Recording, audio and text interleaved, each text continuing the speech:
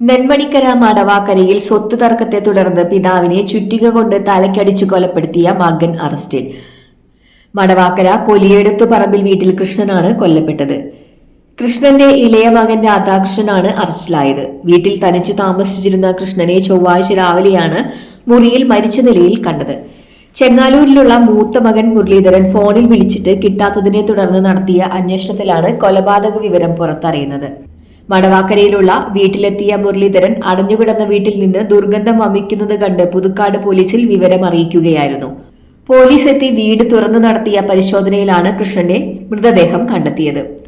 തുടർന്ന് നടത്തിയ പോസ്റ്റ്മോർട്ടം പരിശോധനയിലാണ് തലയിലേറ്റ ആഴത്തിലുള്ള മുറിവാണ് മരണകാരണമെന്നും ഇതൊരു കൊലപാതകമാണെന്നും വ്യക്തമായത്.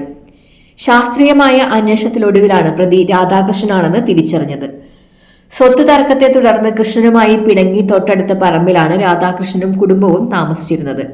കൃഷ്ണന് ജീവനാംശമായി 3000 രൂപ നൽകാൻ കോടതി ഉത്തരവുണ്ടായിരുന്നു.